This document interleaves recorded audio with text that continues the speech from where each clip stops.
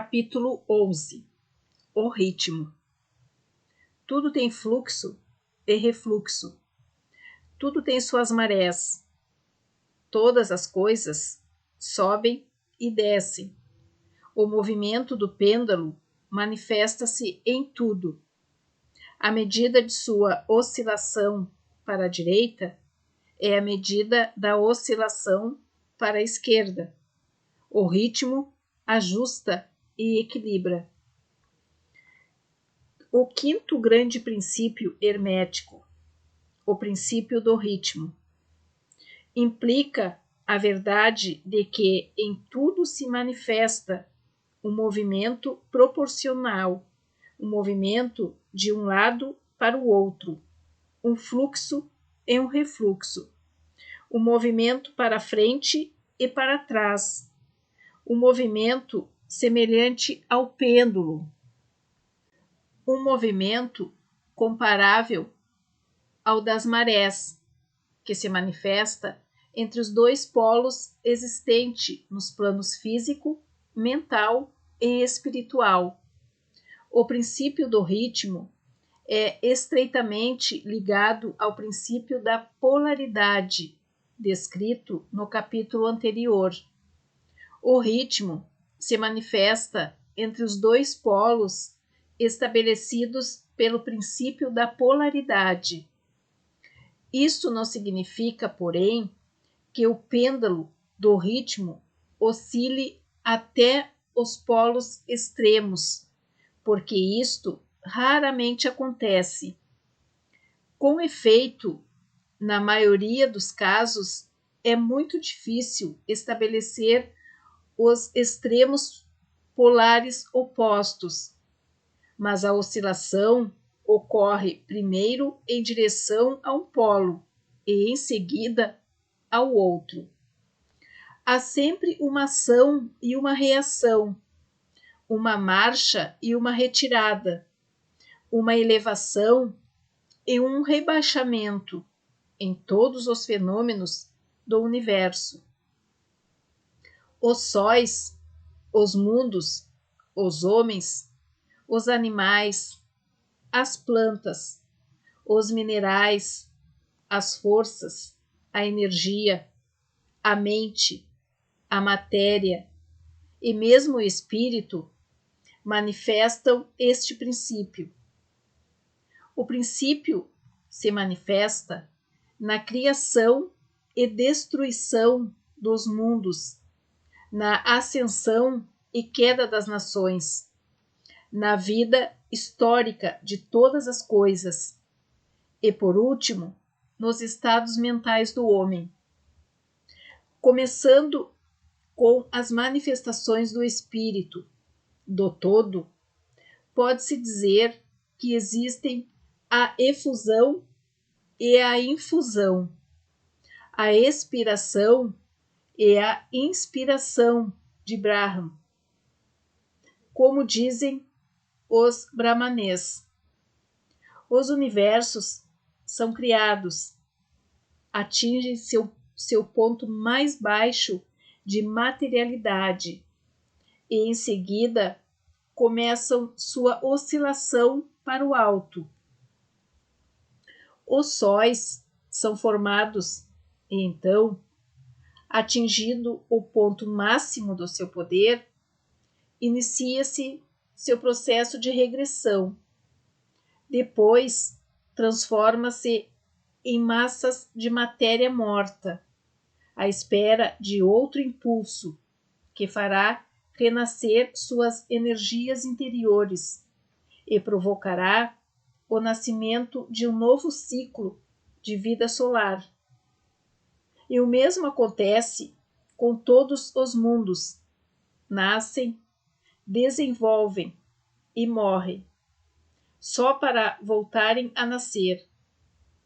O mesmo se pode dizer de todas as coisas que têm estrutura e forma. Elas oscilam da razão à reação, do nascimento à morte, da atividade à inatividade, e depois voltam a refazer esse percurso. Assim é com todas as coisas viventes. Nascem, crescem e morrem. Assim é com todos os grandes movimentos, as filosofias, os credos, os costumes, as modas, os governos, as nações e todas as outras coisas.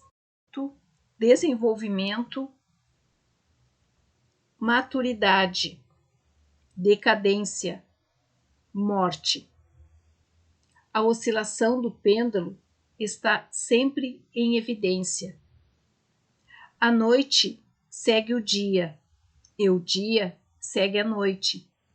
O pêndulo oscila do outono ao inverno e depois refaz o mesmo caminho. Os corpúsculos, os átomos, as moléculas e todas as massas de matérias oscilam ao redor do círculo, que lhes é natural. Não existe nada que se possa chamar de repouso absoluto ou cessação de movimento, e todo movimento participa do ritmo. O princípio é de aplicação universal. Pode adaptar-se a qualquer questão ou fenômeno de qualquer dos diversos planos de vida. Pode ser aplicado a qualquer fase da atividade humana. Sempre existe a oscilação rítmica de um polo ao outro. O pêndulo universal está sempre em movimento. As marés da vida sobem e descem de acordo com a lei. A ciência moderna compreende bem o princípio do ritmo, considerado como uma lei universal, quando aplicado às coisas materiais.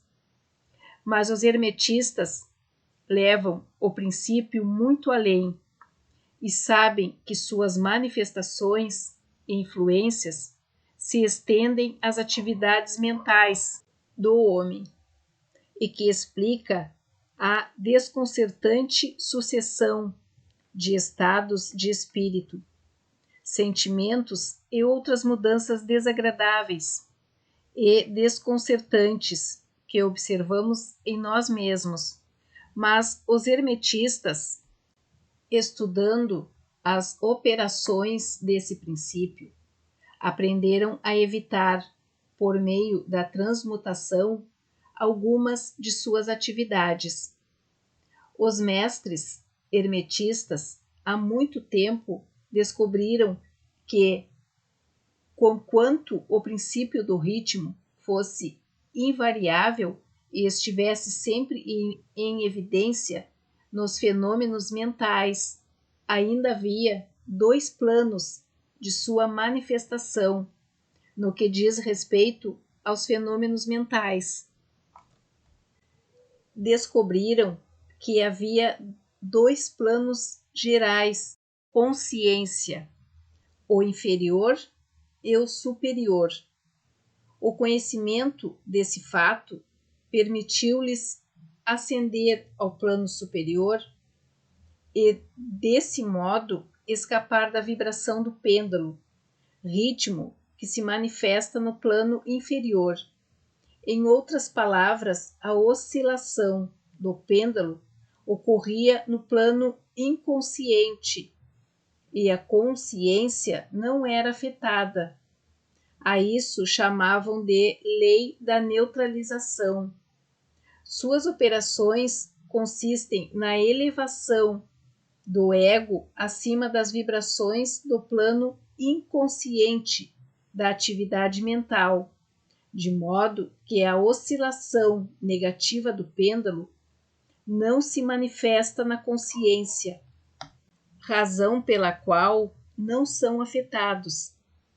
É semelhante a elevar-se acima de uma coisa, deixando-a passar debaixo de vós.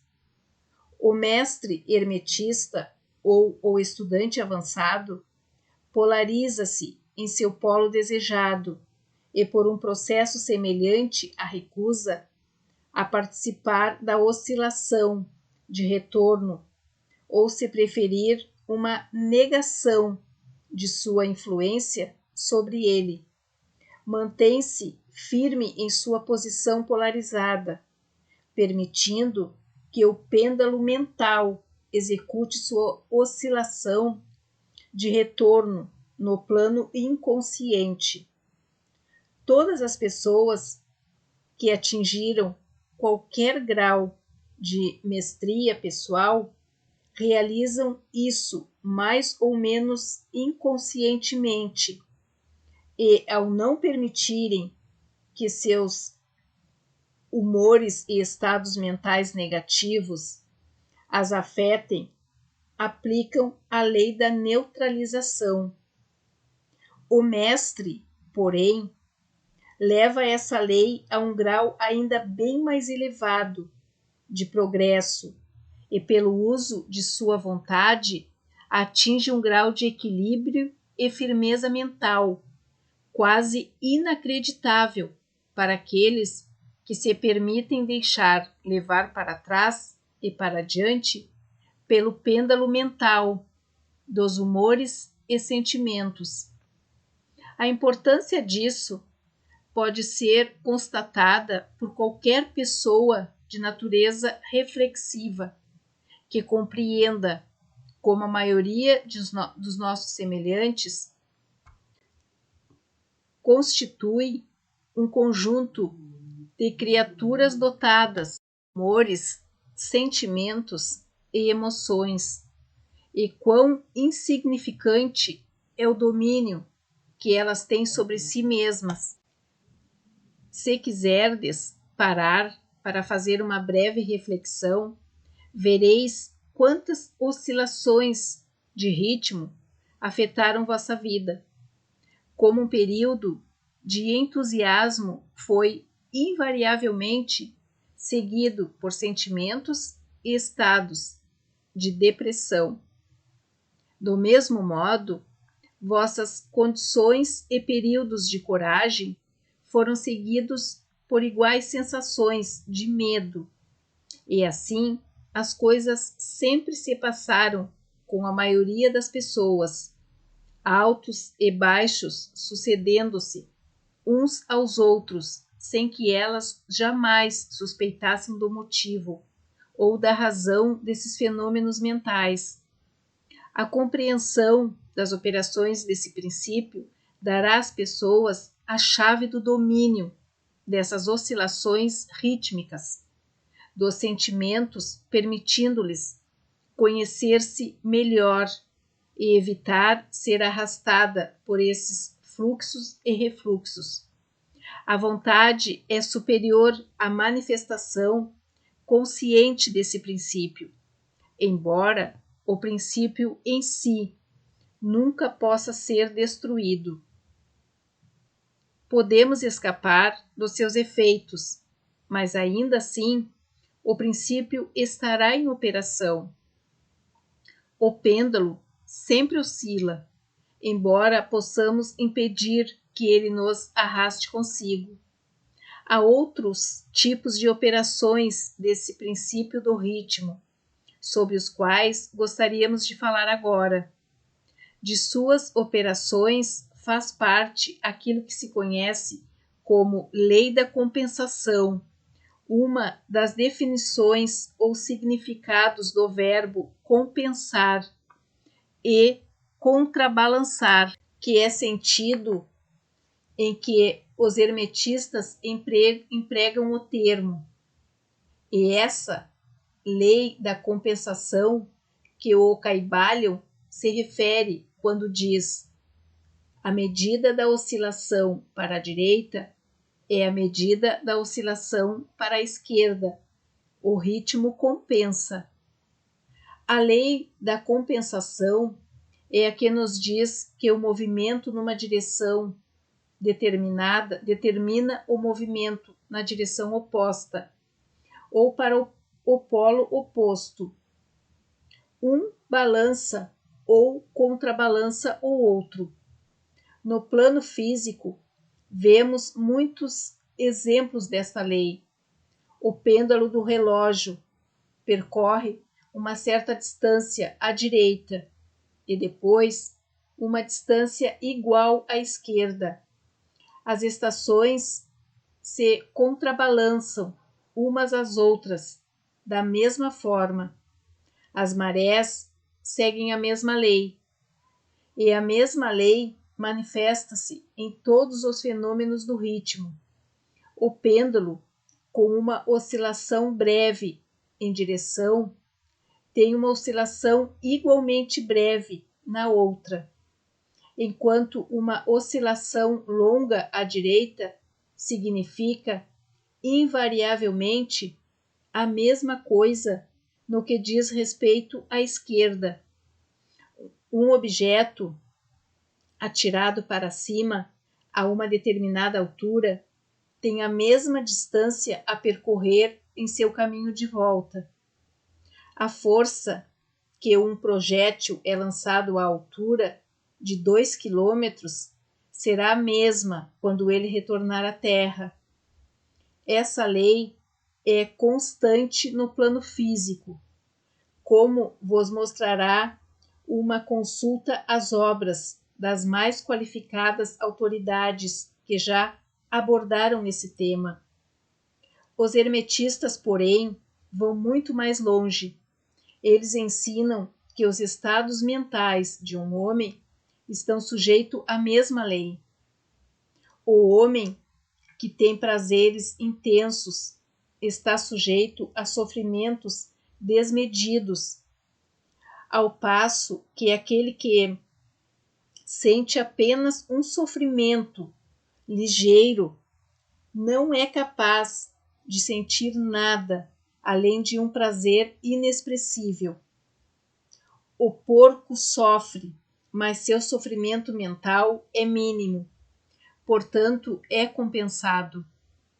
E por outro lado, há outros animais sobre os quais podemos dizer que são profundamente felizes, mas cujo sistema nervoso é temperamental, levam-nos a passar por grandes sofrimentos.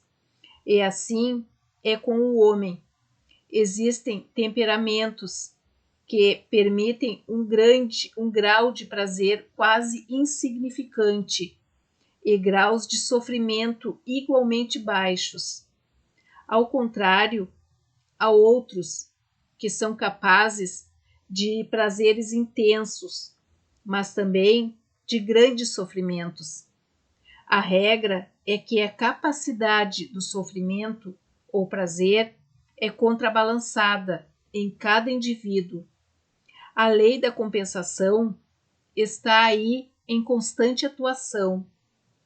Contudo, os hermetistas ainda vão mais além nesse assunto.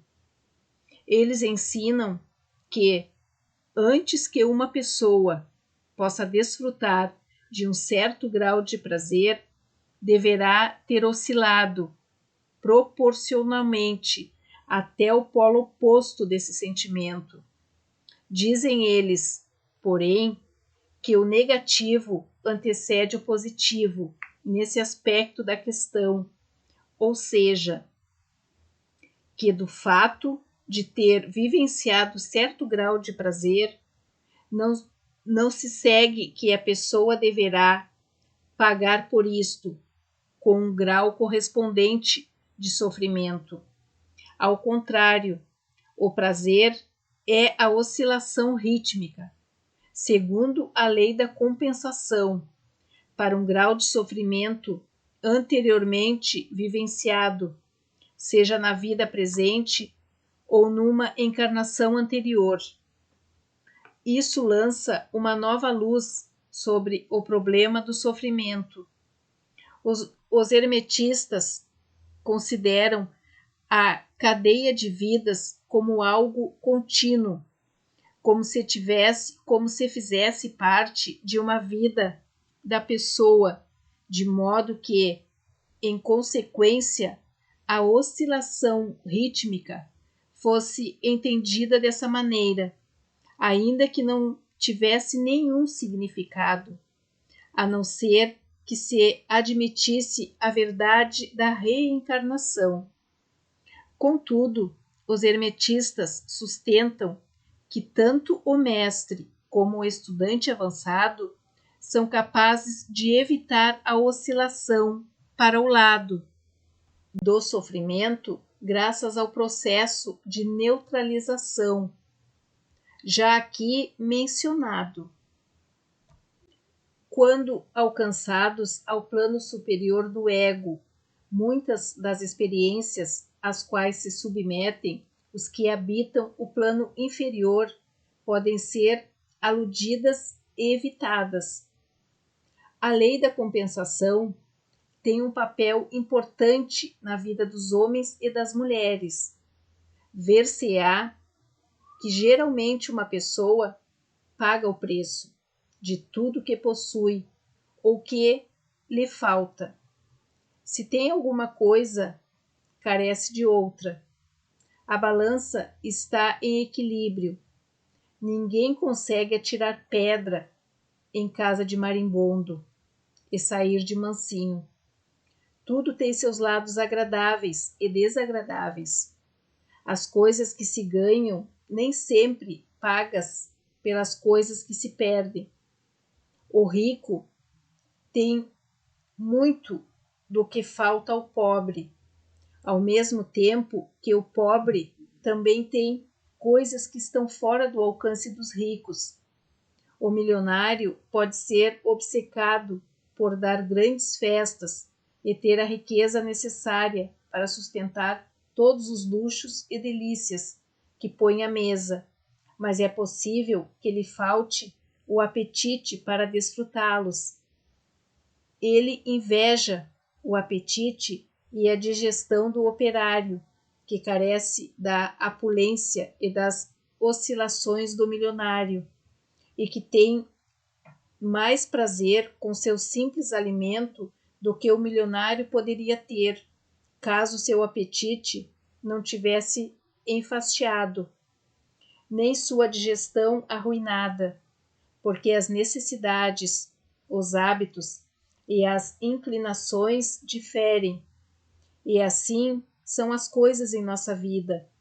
A lei da compensação está sempre em ação, empenhando-se em equilibrar e contrabalançar, e sempre alcançando seu objetivo com o tempo, ainda que muitas vidas possam ser necessárias para que a oscilação do pêndulo do ritmo efetue seu movimento de retorno.